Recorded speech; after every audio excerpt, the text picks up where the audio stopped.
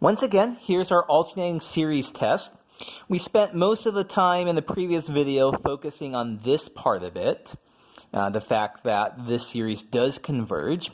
Let's look a little bit at these consequences down here, the bounds here on S.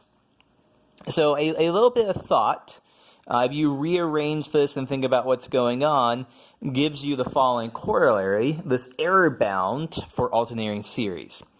So let's say that you go out to capital N terms and calculate S sub capital N, that partial sum. How far are you off from the actual value? Well, your error is always strictly less than, the absolute value of your error is always strictly less than the next term that's coming up in the series. So the error is always less than bn plus 1, which is the first term that's not in your partial sum. So this is nice because most of the time, what have we been doing in this chapter? Some early series we were able to get exact values of, but not too many of them. Usually we're just worried about, does our series converge or diverge? But sometimes we want to be able to estimate our series. Even when we can't say exactly what they converge to, if it does converge, this is a nice little tool to estimate what the actual value of our series is. So let's go ahead and crunch out just an example using this. So let's look at this series, the sum from n from 1 to infinity of minus 1 to the n minus 1 divided by n. And so in this case, Bn is going to be 1 over n. And so I'll just observe really quickly that we have Bn is always positive, Bn is a decreasing sequence. 1 over n is bigger than 1 over n plus 1, and the limit as n goes to infinity of b sub n, limit as n goes to infinity of 1 over n is 0. So check, check, and check.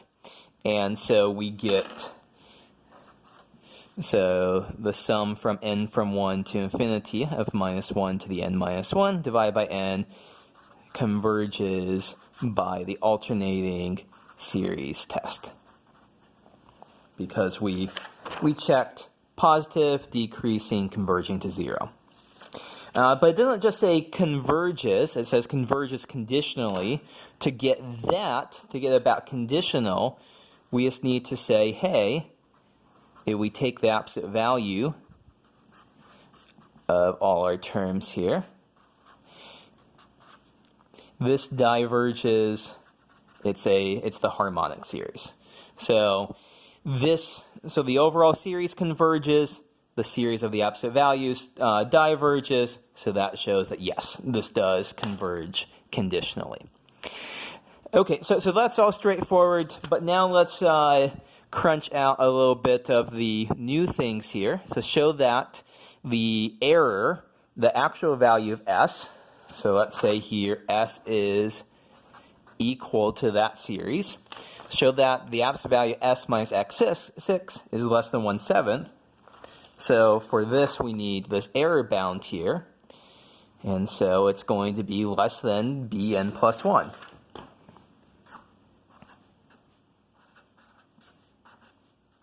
So here, that's S sub n, so B sub 7. And B sub 7 is just 1/7. So all we have to do, there's basically no work whatsoever other than plugging n equal to 6 into this corollary here.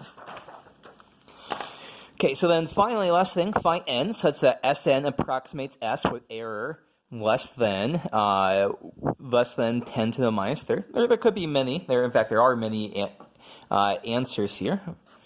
But one way we can do S minus Sn, we want this to be less than 10 to the minus 3. And we want this from our error bound here, and that's B sub n plus 1. And B sub n plus 1 is 1 over n plus 1. So we're looking for 10 to the minus 3 as 1 over 1,000. We want that to be 1 over n plus 1. So n is equal to 999 is one value that it will do the trick for. In fact, any value past 999 will also be guaranteed the error will be less than 10 to the minus 3, but this is a perfectly good answer.